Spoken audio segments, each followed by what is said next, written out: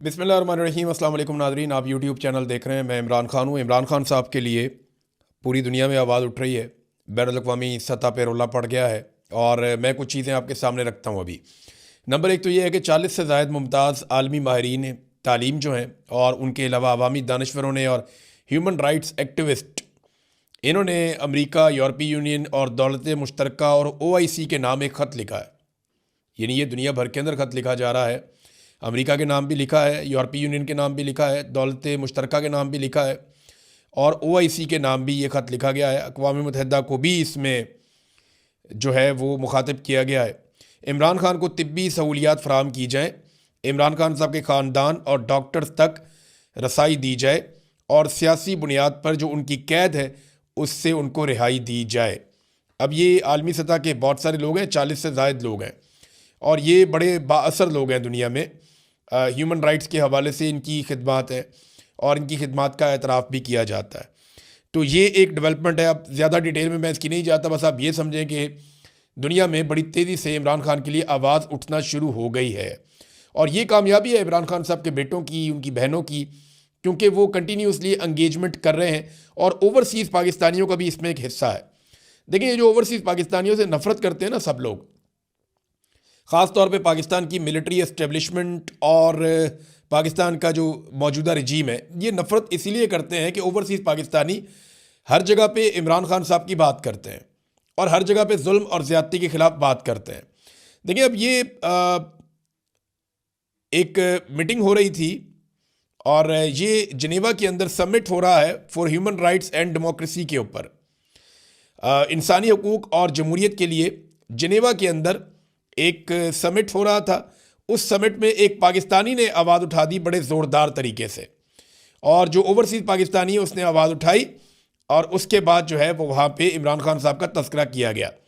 Political imprisonment of Imran Khan mentioned in Geneva after an overseas Pakistani shouted that don't forget about Imran Khan, कि आप इमरान खान को नहीं भूल सकते या इमरान खान को मत भूलिए या उनका नाम लेना मत भूलिए।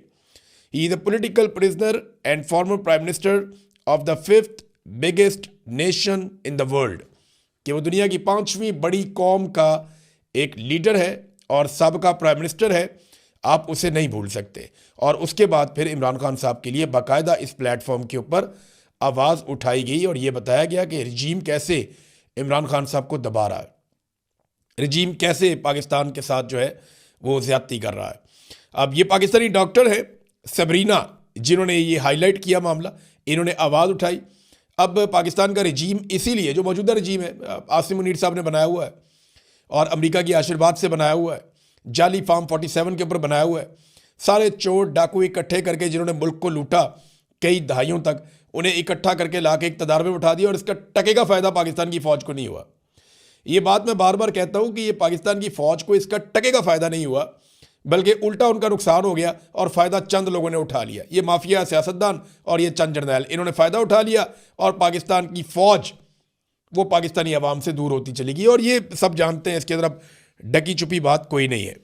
तो ये दो डेवलपमेंट हैं इमरान खान साहब के लिए, हर तरफ जो है वो आवाज़ उठ रही है। नाज़रीन, सियासतदानों में सबसे लंबी जेल जो है वो जावेद हाशमी साहब ने लगातार काटी है और मुश्किल तरीन जेल काटी है। जावेद हाशमी साहब का अगर आप चेहरा देखें या उनकी हालत देखें तो आपको अंदाज़ा हो जाता है कि जेल की सख्तियों ने उनके साथ क्या किया।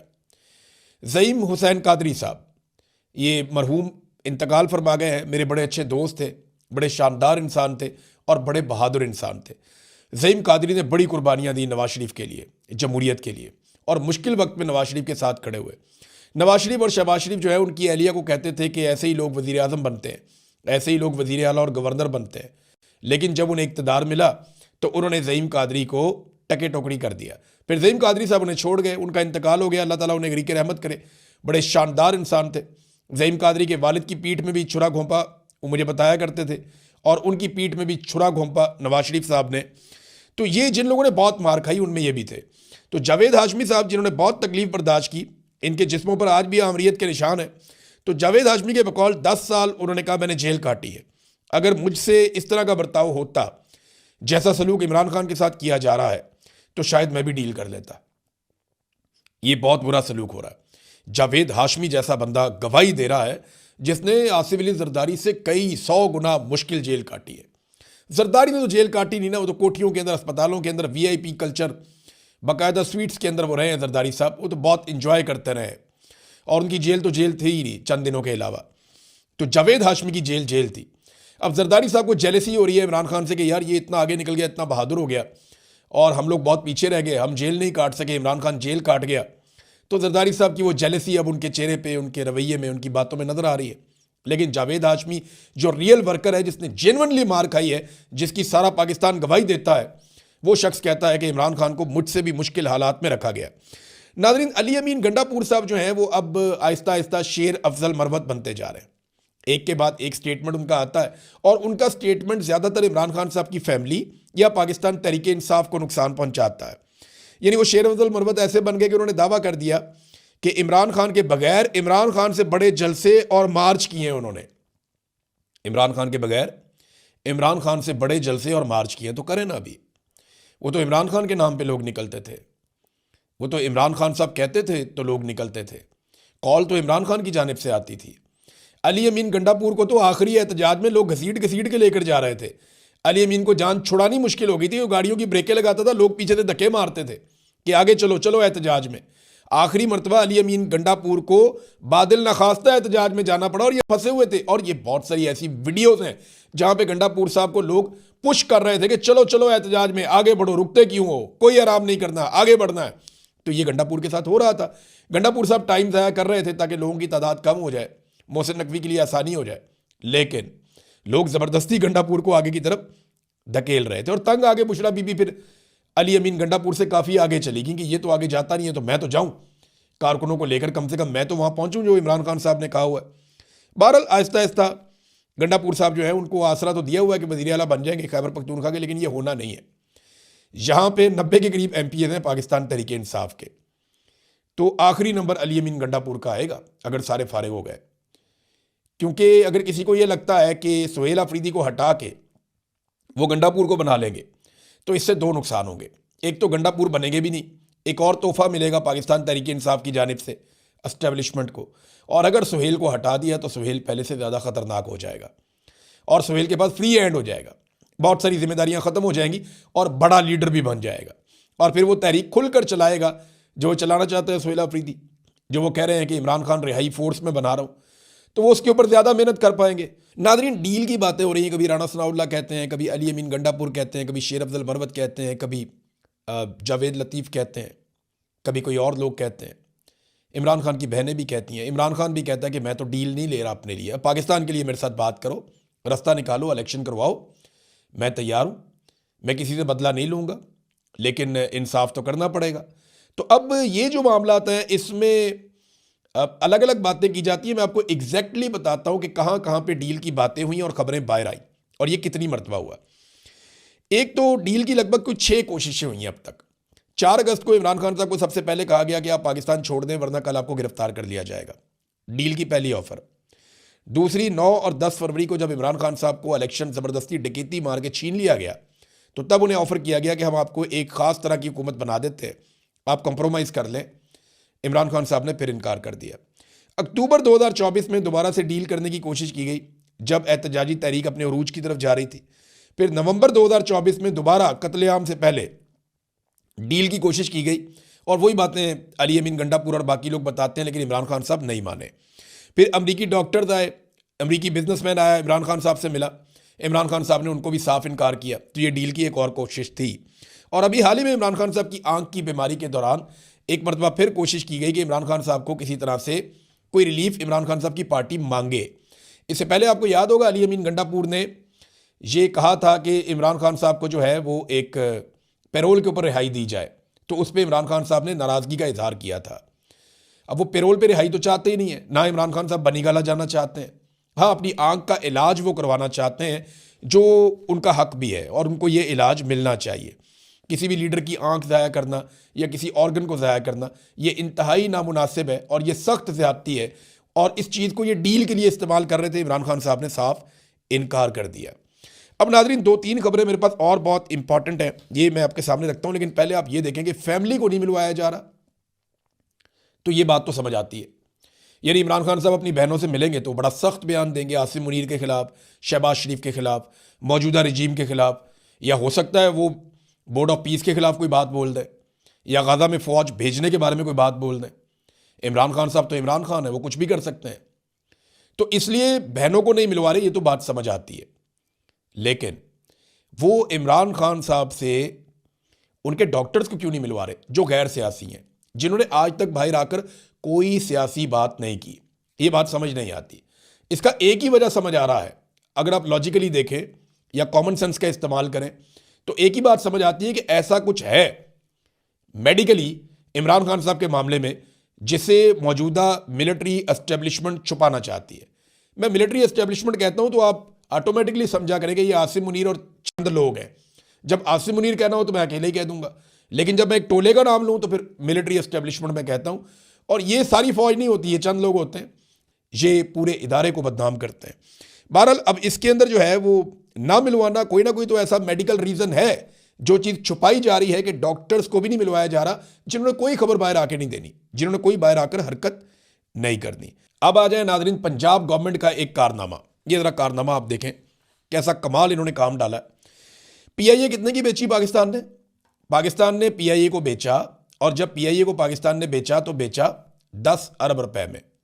यानी PIA को बेच दिया 10 अरब रुपए में, और एक तैयारा खरीदा पंजाब हुकूमत ने जिसमें 19 लोग सवार हो सकते हैं। बड़ा लग्जरी किस्म का, लेटने वाले सोफे भी हैं, आराम करने की जगह भी है, अलग मीटिंग के लिए भी प्रॉपर जगह बनी हुई है। बड़ा शानदार किस्म का इन्होंने एक तैयारा खरीदा पंजाब गवर्नमेंट ने मरियम नवाज के लिए, और ये लिया 11 अरब रुपए का। यानी 1100 करोड़ का इन्होंने तैयारा ले लिया। PIA कितने में बेची? उसमें दर्जनों तैयारे, उसके बेशुमार रूट्स, उसकी गुडविल, उसका इतना बड़ा नाम, उसकी जनाब जो उसके रूट्स हैं वही बहुत महंगे हैं, उसके साथ बहुत सारी प्रॉपर्टीज, असासे, वो सारा कुछ 10 अरब में बेच दिया, और एक 19 सीटों वाला तैयारा लिया 11 अरब रुपए में। ये है पाकिस्तान, और यह है पाकिस्तान को लूटने वाले हुक्मरान। अब इंफॉर्मेशन मिनिस्टर जो है पंजाब की, वो क्या कहती है? इंफॉर्मेशन मिनिस्टर कहती है कि एयर पंजाब, हम कोई एयरलाइन बना रहे हैं, उसका नाम एयर पंजाब है, और उसके लिए कोई जहाज और तैयारे खरीदे जा रहे हैं, और कुछ जो है वो लीज के ऊपर लिए जाएंगे, और ये इसी की एक कड़ी है। अब वो ये कह रही हैं कि जनाब ये तो हमने एक एयरलाइन हम बना रहे हैं। भाई एयरलाइन कहाँ रजिस्टर्ड है? उसका कोई CEO होगा, उसका कोई ऑफिसर होगा, उसका कोई हेड ऑफिस होगा, उसका कोई दफ्तर होगा, उसने कहीं बिड की होगी, कोई चीज़ तो नजर आए ना। ग्राउंड पे कख नहीं है, सिर्फ मरियम नवाज को खुश करने के लिए एक तैयारा लिया। और ये लिया क्यों है, जो मुझे समझ आती है ना, ये दौड़ने की तैयारी है। यानी इस किस्म का एक तैयारा हो ना, तो आप अपनी पूरी फैमिली को सवार करके एकदम निकल सकते हैं पाकिस्तान से। एयरफोर्स का तैयारा तो नहीं मिलेगा ना उस वक्त। यानी जब हसीना वाजिद वाला वक्त आएगा और ये मुश्किल में पड़ेंगे, और जब पाकिस्तान में इनकलाब आएगा, और वो इंशाल्लाह आएगा, जब पाकिस्तान में इनकलाब आएगा, ये मुश्किल में पड़ेंगे, तो उस वक्त इतना टाइम नहीं होगा कि एयरफोर्स इनको तैयारा दे, या कोई और एयरलाइन कमर्शियल में ये बैठकर निकल जाए। इन्हें इसी किस्म का एक तैयारा चाहिए होगा जिसको कहीं से भी उड़ा के पाकिस्तान से फरार हो जाए। तो ये मुझे लगता है कि उस चक्कर में इन्होंने ये एक तैयारा ले लिया है जिसको ये अपने कंट्रोल में रखेंगे, और झूठ बोलते हुए इनको शर्म भी नहीं आती कि जनाब हमने तो एक एयरलाइन बना रहे हैं, एयर पंजाब। किधर अभी एयर पंजाब? उसका कोई डाटा लेकर आओ। इंफॉर्मेशन मिनिस्टर जो है ना पंजाब की, उसने झूठ बोल बोल के तबाही फेरी हुई है। हर चौथे दिन इनका कोई ना कोई झूठ पकड़ा जाता है, और ढिटाई के साथ एक नया झूठ बोल देते हैं। ये पिछले 8-9 महीनों के अंदर इन्होंने 900 बंदा मार दिया पंजाब के अंदर। CCD ने भाई 900 बंदा मार दिया। अंदाजा करें आप, 2000 से ज्यादा को 2500 के करीब बंदा इन्होंने टोटल मार दिया अब तक। जो कत्लेआम पंजाब के अंदर पुलिस ने ये किया ना, CCD ने, इसका इनके पास जवाब नहीं है। बेशुमार ऐसे लोग मार दिए जो बेगुनाह थे। यानी मावराए अदालत कत्ल करते चले जा रहे हैं, करते चलो। अदालतें बंद कर दो फिर। अगर तुमने ऐसे ही इंसानों का कत्लेआम करना है तो फिर अदालतें बंद कर दो। ये तो दुनिया में कहीं नहीं होता। दुनिया के अंदर वावेला पड़ गया। अल जजीरा ने रिपोर्ट कर दिया कि ये कर क्या रहे हैं, व्हाट्स गोइंग ऑन, ये तुम लोग क्या कर रहे हो? पाकिस्तान में अंधाधुन बंदे मार रहे हो। 900 बंदा अभी रिपोर्ट हुआ इन्होंने मारा गुज़िश्ता तकरीबन कोई 8-9 माह में। तो ये जब से मरियम नवाज की हुकूमत आई है 2 साल में, इन्होंने कुछ 2200-2300 बंदा मार दिया है। और जो बंदा इन्होंने मारा है वो उसमें सारे गुनाहगार तो नहीं हो सकते। इतना बंदा कैसे, इतने क्रिमिनल है पंजाब में, या इतनी बुरी सूरत हाल है, या वो सारे क्या इस काबिल थे कि उन्हें सजाए मौत दे दी जाती। यानी ये अजीबोगरीब किस्म के पुलिस मुकाबले हो रहे हैं और इसमें ये लोग फंसेंगे। पहले वाला आईजी भी फंसेगा, ये वाला भी फंसेगा, और ये सीसीडी वाले सारे फंसेंगे। जब भी पाकिस्तान के अंदर इनकलाब आएगा, हालात ठीक होंगे, ये सारे फंसेंगे और कोई मिलिट्री एस्टेब्लिशमेंट का बंदा इनका भार उस वक्त नहीं उठाएगा।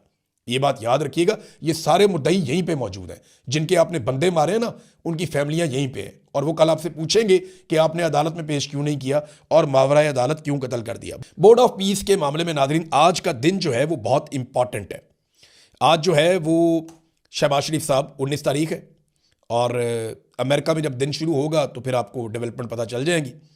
और आज का दिन इसलिए अहम है कि बड़े लंबे अरसे से ये अनाउंस किया गया है कि आज के दिन में बड़े अहम इसके फैसले होंगे। बोर्ड ऑफ पीस में डोनाल्ड ट्रंप के फैसलों की तौसीक की जाएगी और ये बाकायदा इसहाक डार ने इसके ऊपर बयान जारी किया कि वज़ीर आज़म गज़ा अमन बोर्ड इजलास में शिरकत करके सदर ट्रंप के अमन मनसूबे की हमायत करेंगे।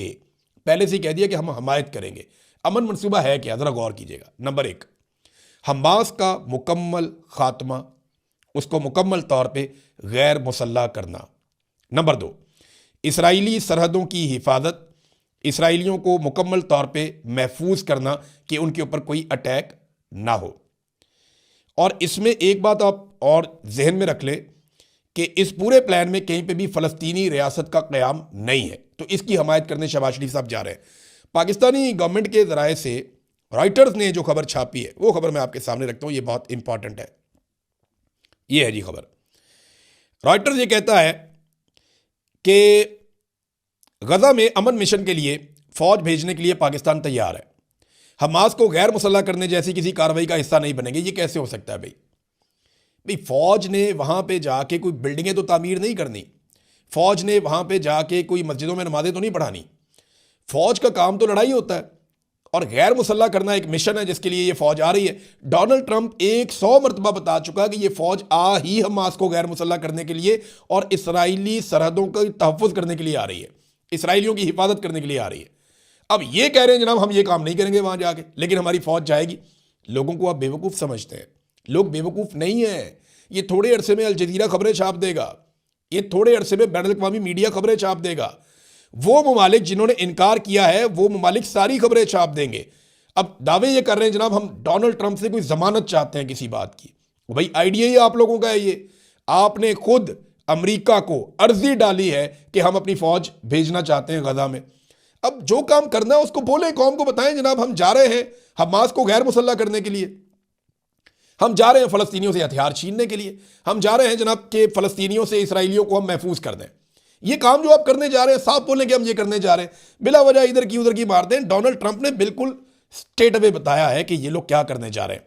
नाज़रीन 100 से ज़्यादा ममालिक ने, ये बैनुल अक़वामी तौर पर उनकी ऑर्गेनाइजेशन है, उन्होंने एक जॉइंट स्टेटमेंट जारी की है जिसमें इसराइल की मजम्मत की गई है और मजम्मत की गई है कि ये जो अनेक्सेशन कर रहा है, ज़बरदस्ती अपने अंदर नई बस्तियां तामीर कर रहा है, नए इलाकों को अपने अंदर शामिल कर रहा है, उसको रिजेक्ट किया है। ये जो 100 ममालिक हैं इसमें दुनिया भर के मुल्क हैं, बहुत तगड़े ममालिक हैं इसमें, और इसमें अमेरिका शामिल नहीं है लेकिन बरतानिया शामिल है, और बहुत सारे जो ममालिक हैं वो यूरोपीय ममालिक लगभग सारे, ऑलमोस्ट अफ्रीका के मुल्क, एशिया के मुल्क, बहुत सारे मुल्क इसके अंदर शामिल हैं और 100 से ज़ायद मुल्क हैं। लेकिन एक खबर मैं आपको और देता हूँ, ये देखें अमेरिका ने किस किस को बुलाया और कौन कौन गया। जो जा रहा है ना अमेरिका में इस कॉन्फ्रेंस के अंदर वो कौन है?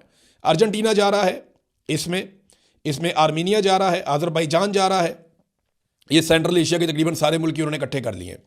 बहरीन जा रहा है और बल्गारिया जा रहा है, एल सल्वाडोर जा रहा है, Hungary, Indonesia, Jordan, Kazakhstan, Kosovo, Mongolia, मराकश, पाकिस्तान, पैराग्वे, कतर, सऊदी अरब, तुर्की, यूएई, अमेरिका, उज़्बेकिस्तान और इसराइल।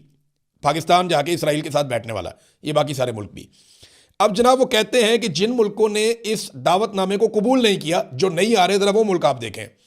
इसमें अल्बानिया, बेलारूस, कंबोडिया, मिस्र, Kuwait, Vietnam, Australia, Austria, Brazil, China, Cyprus, चेक रिपब्लिक, फिनलैंड, इंडिया भी नहीं जा रहा, Japan, Mexico, Netherlands, Oman, Philippines, पुर्तगाल, Romania, Russia, Singapore, Korea, Switzerland, Thailand, Ukraine और वेटिकन सिटी। यूक्रेन तक नहीं आ रहा है इसके अंदर, आप अंदाजा करें। उनकी लड़ाई पड़ी हुई है फिर भी नहीं आ रहा। रशिया भी नहीं आ रहा, चाइना भी नहीं आ रहा, वेटिकन सिटी भी नहीं आ रही। कनाडा एक ऐसा मुल्क है जिसको इन्होंने दावत दे के कैंसिल कर दी, और जबकि कुछ ऐसे ममालिक है जिन्होंने डिक्लाइन ही कर दिया, जिन्होंने कहा ये आना ही नहीं है। ये तो वो है जिन्होंने एक्सेप्ट नहीं किया ना दावतनामा। दूसरे वो मुल्क हैं जिन्होंने कहा जी कि हमें भेजा भी तो हम भाई आ ही नहीं रहे। इन्होंने बिल्कुल इस पीस प्लान को ही मुस्तरद कर दिया। वो ममालिक कौन से हैं? Croatia, France, Germany, Greece, Ireland, Italy, New Zealand, Norway, Poland, Slovakia, Slovenia, Spain, Sweden, UK. एक भी मुसलमान मुल्क नहीं है इसमें। अंदाजा करें आप। अब मेरा अपना एहतसाब खुद करना चाहिए। क्या मुसलमान अपने साथ खड़े हैं? चले अपने साथ नहीं तो इंसानियत के साथ खड़े हैं। ये ममालिक हैं जो इंसानियत के साथ खड़े हैं। अब तक के लिए इतने, अपना ख्याल रखिएगा, अपने इस चैनल का भी। अल्लाह हाफ़िज़।